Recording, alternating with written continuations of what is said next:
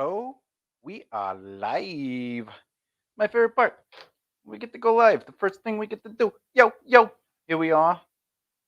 Welcome to the BBR Productions YouTube channel, where we basically go over some knowledge growing elevation lessons that help you with network market practice and, of course, to manage your time, money, and people, and to use your entrepreneurial brain to find solutions by thinking outside the box. But today, Wednesdays, we usually focus on craft and how to mold your craft. And one of the things we focus on this channel is writing. Why? Well, I make a living as a screenwriter and I write books and I consult on scripts and I'm an editor and all these other fun things because I own a production company. So that's what we do, right? For us writers, one of the hardest things for us to do is the simplest thing you can think of, which is a name. Everyone has a name, yet when we're coming up with characters, sometimes we draw a blank. Other times it comes right to us. Boom, here's a name, let's use the name, right? And then it speaks to you. All right, this is who they are, and it just evolves. But there will be times when names just elude you and you say to yourself, Bob is this character's name. So today we're going to learn how to come up with names, what you should do to prepare for names, and how you can take simple names and turn them into something interesting. Because your job as a writer is to say something more with a name. Instead of just saying Bob or Chris or Jim, add to the story. So as always, please like, comment, and share this video along with subscribing for future content on how to be successful in your career. I am your host, Thomas J. Beleza. Let's get right to it, shall we? Coming up with names. Now, I have, what is this, 6 different tools you can utilize to come up with names. But before we hit this, I want to say something very important. When it comes to names, if you're a writer, if you're someone who your job is to create, or maybe it's not your job, you're just a hobbyist and you just like writing on the weekends. When you hear a name that intrigues you, take out your phone and write it in the notes. If you're driving, or someone is driving and you're a passenger, and you see a town name or a city name, take that name in, especially if it's unique or interesting. However, even if it is not unique or interesting, but it's a name that you didn't hear and you go, oh, I like, let me just take that and put it in. You should be collecting names and then doing research on names to figure out what is the origin of the name, what does the name mean, et cetera, and keep a log of names, especially in alphabetical order. Instead of just going, hey, you know what? I'm just going to go online and I'm going to look up names that mean kind, right? No, you want to have names in your lexicon of opportunity, right? So as you're collecting these names, allow yourself to just absorb them where and when you can. And remember, the names you take in doesn't necessarily mean they're going to be the names you use, and that's what our 6 rules are going to be about today. That will help you develop better, stronger names when you need them. Okay. So play with common names. The reason we play with common names is because, again, you don't want to have a name like Bob or Jim or Chris. You may, and that's your story. But if you find yourself getting stuck and going, I can't think of a name, let me just Bob it is. Like for me, I write mostly fantasy. So, if I hear a very unique name that I've never heard, I could use it anywhere I want in my book because it doesn't matter. There's no nationality in the sense of because the Earth has their own nationalities and cultures. But if you're writing a fantasy world, let's say about space, the culture of what Earth is has nothing to do with the culture of what happens in space or even in a fantasy realm, right? But more importantly, you have to remember that common names might not make sense in your world. If you're using like Jim or Bob or Chris, and then through the story you run into someone like Frapsjan, like you're just like, I'll just put letters together, right? And you're like, oh, that name's out of place. But then every name after that, you start finding in your story are like these crazy names, but you have this character named Chris and Bob, and you have to try to get names to work together. So what you do is you take common names and you can play with them. So here's some examples of taking common names to come up with new names. Okay, so for example, James. James is a very common. These are actually 4 of the most common names in the world. You can look it up. So James, Mary, John, and Jennifer. So right off the bat, James, you could say, well, James is a common name, but what if it was Ames? Right? Now we're just playing with it. And by the way, you can play with it a million times. The idea is to allow yourself to brainstorm, right? How about Mess? the name is Mess, right? Right? Mess Ja, right? Or Ja Mess or Ja Mess. There you go. Look at that. I just came up with a name, right? Ja Mess, right? And that could be like a Ja Mess. Now you're coming now, but the thing is, you're playing with. So you have Ames, you have Ja Mess, you have let's see. That's good. All right, let's try Mary. Let's go to Mary. Mary. So a name would, here you go, Mar, right? And you're like, but that's not a girl's name. It's your story. You can do whatever you want. You can give girls names like male masculine names, and you could give men feminine names. So, oh, thanks, Savin. I appreciate the love. So the point with names is like with James again, you could say a mess or a ja mess, right? You could just play with it when you're trying. You don't want to just come up with a standard name, right? So Mary would be like Mar, or you could even just be like, how about like Ari, right? Ari's a name, right? And there you go. You just figured out. John. This is how you come up with a better name for John. Just scribble it out. But Jennifer, here you go. Now you get to play with something interesting. So what about Niffer? Niffer. And you go, but that's not a real name and it doesn't matter. But maybe it's a play name. Maybe it's a nickname. So the character may indeed be Jennifer, but in the story, people that care about them is Niffer. Preach. Yes, Seven, I shall preach. And this is something that's important when you're playing around with common names is just play with it. Just brainstorm and allow things to come out. You're not beholden to any. If I write Mar, I'm not like, ah, crap, now I have to use Mar. No, you're a creative type. You get to do whatever you want. You can play with it. Okay. Another name you can play with Jen is like, here you go, ENENNIF,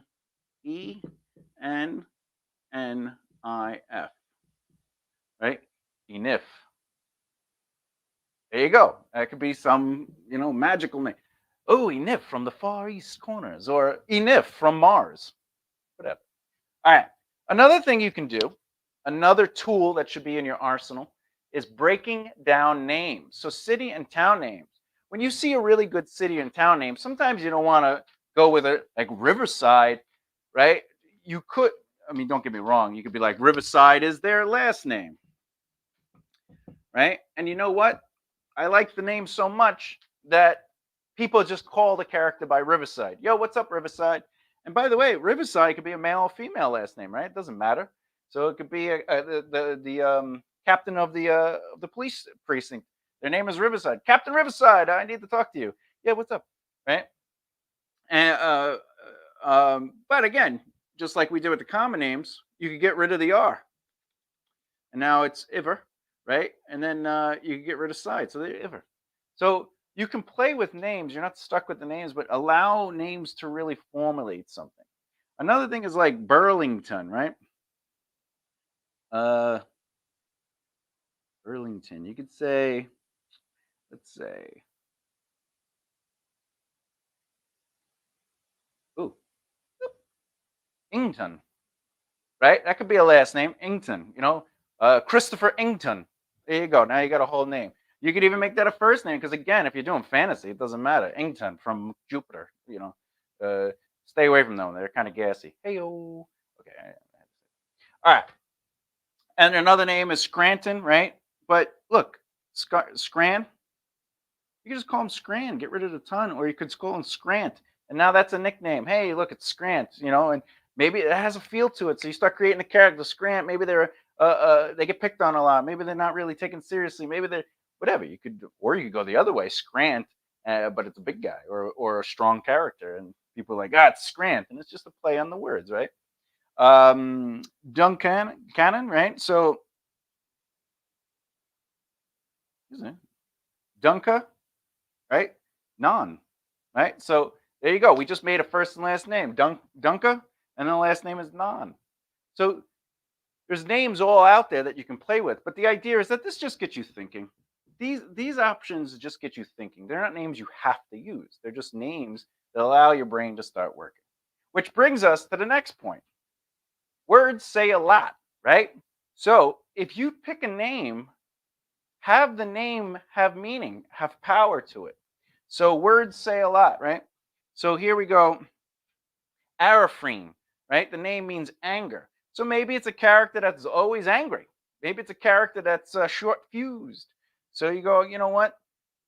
This really describes the character as a whole. So Arafine or Beatrix, right? Beatrix, it means miracle. So if you have a character that is really something, maybe something amazing happens to them where they survive like a ridiculous crash, or they come into someone's life and they really turn it around. They're a miracle, right?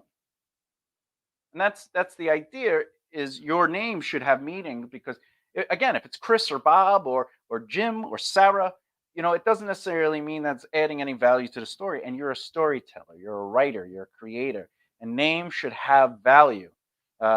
Because again, if you just don't put any energy or time into your names, right, how much energy and time are you really putting into the story? Because you're going to write this great character with this amazing story, and then their name is like Phil. you know However, don't get me wrong, I would love to own a massively big dog and call the dog Chris, where I'm like, Chris, come here, and the dog's like, it's a huge bull mastiff. I think that visually is funny. But again, if your character, or like they did with what is it, um Titan AE, where they named the planet Bob, like that's funny for funny's sakes, but Bob made it funny. So there was purpose to that name of Bob, and you're a writer, so you should do that. Another thing is make a name have meaning, represent true nature. All right. So Praxidae, I have a terribly pronounced that. Praxidike. That's what. All right, means revenge. So maybe the character. This is like a Greek name. Maybe the character's whole purpose is going off. Bob, yes, even as an. That's funny. Very funny. I love Seven. Seven's a good guy. It's very funny. Very funny. But maybe you're writing a character that their whole purpose of the story is they're trying to seek revenge, and you just kind of throw that in there. Let the character's name really represent it. It's important sometimes. It helps you as a writer too. And this is the other thing. You might come up with a crazy name like Arafrin and be like, oh, it's all about their anger. But you end up not using this name. But that name helped you generate your character's story. That name helped you generate some purpose. And that's important too, is to allow the creative side of you to develop through working with words. That's the whole point. So names can help develop a character, and then you can end up changing the name anyway, but that character was built through that name, and it just helps your brain work out. All right. Another thing is last names first, right? So like my last name is Beleza, right? Beleza. Okay. Imagine the person's name was Beleza Thomas, right? I switched the names. It's okay to do that. There's nothing wrong with that. In fact, beleza in Portuguese is like in Brazil, they're always like, everything's beleza, right? It's like everything is good. Or like Sav and Gupta's. Why can't Gupta be a first name? That's a great name, right? So there's just stuff you could play with when you're thinking of names. You could be like, well, why can't John Smith, right, just be Smith, or Smith John? And again, the reason you do this is you're just trying to get your brain to think, because brainstorming and working allows it to happen. Okay. And finally, anagrams. This is my favorite. This is one of my favorites. So let's erase some of this. Anagrams. All right, here you go. Anagram. Let's say the name is Kevin. All right. We're going to anagram the hell out of this, right? So let's see. I wonder if Savin it was used as first name or nickname in a couple of shows. See, that's what I'm saying. It's a great first name, Gupta. All right. And that's the power of names, by the way. You could use them however you want. You're not limited to. So let's anagram the hell out of this name. You ready? So one is we can literally go backwards, even though technically, I don't know if that's an anagram because it's just going backwards. But this would be Nivek, or Nivek, Nivek. There you go, Nivek. But maybe you could get a little bit more crazy with it. You could be like Neiav. Oh, there you go. Right. So there you go. There's an anagram. This would be like Neike, right? And you could even pronounce it Neike. So Neike. Oh, their name is Neike, and the V is silent, whatever, because of their like language. I have a character name. Oh my god, my brain is going crazy. Altanian. Okay. The name is Altanian, so it's Altaiyon, but the way you pronounce it is Altanian. Has that like N sound in it, but the language itself, where it's from, where it originates from, the N is silent because there is no N. We don't put the N in it. It's just the way it pronounces Altanian, right? So names themselves, you could like Janine. I think I've talked about this before. Janine has like so many different spellings of it. You could do a Geanine. You could do it with a G. You could do whatever. So names have a little leeway, unlike words. Like run is run. You got to spell it RUN, right? Unless it's a different language, then you just spell it in a different language. But names you could play with. Neike. Neike is a good name, and that came from Kevin. So you could just take, and you could do that with any name. You could take Riverside, and you could pop that up there, right? We could boop, boop, boop, boop, boop, boop. River. Right. And we could turn that into an anagram, right? So let's see. R.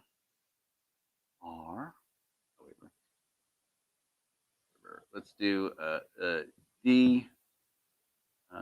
E. I. V.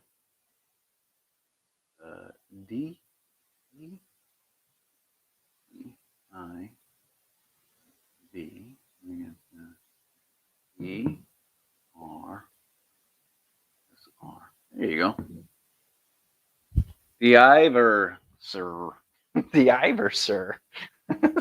Right? But again, you get to play with it and you go, you know what? Let's get rid of this. Let's get rid of this. And now we got the Ivor. D-I-ver. The Ivor.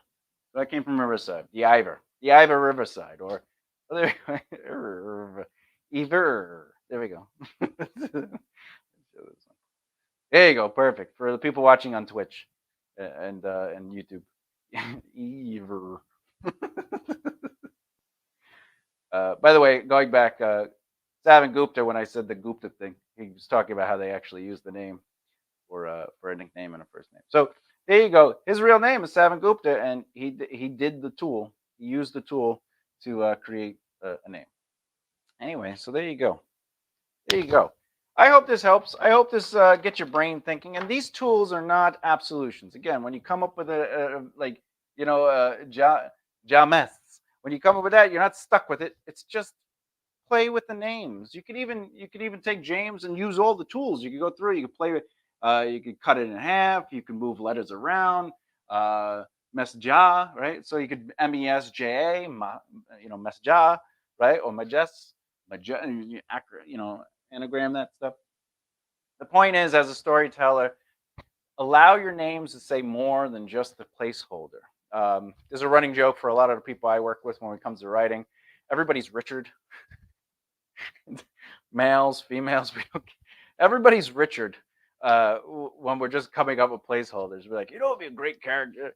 And we start talking about the character and we go, Sheriff Richard would be an amazing character. And then it'd be like, Richard, the best friend, Richard, the best friend would be a good character. And we just do that. But in the end, by the end of the day, when you're ready to take those characters, you have to give them names that have substance. Because as a writer, one of the things that happens in a writer's room is they're just like, what's the character's name? And you're just like, Bob. And they're just like, okay. It just think about it. Imagine John Wick. Think of that. Listen to that name, John Wick, right? It has a strong name. It's just John Wick. Even though the name is John, we all call him John Wick, right? John Wick. Imagine it was Bob Wick. That name will take you out of it. Shooting everybody up and just like, look at Bob. Look at Bob Wick. Bob. Damn Bob. He's bobbing and weaving. But look at that wicked move. He's a oh, that's why I call him Wick. Bob Wick move. That's a Bob Wicked move. Or Fredo. Imagine Fredo's name was Chris. Mr. Chris, I might not be able to carry the ring for you, but I can carry you, Mr. Chris. So, you got to think of names in a way that allow you to really add value to your story. So with that, that's the end. I'm done. So like, comment, and share this video along with subscribing. And, the reason you subscribe is future content on how to be successful in your career, specifically the entertainment industry. And the reason we like to share this content is because while you're getting to see it for free, it elevates you. We want to elevate the people in our lives. And why do we want to elevate people around us? Well, because we become the world. The 5 people we hang out with the most become the world we hang out in. Like if you want to hang out with successful writers, you become a successful writer. Why? Because your circle of influence influences good behaviors and good tools, because you see what others are doing and you learn from the great around you. So ultimately, we share this video to elevate and rise other people so we can work, grow, and rise together. Be good to one another, and as always, peace and harmony. Bye, everybody. See you next time.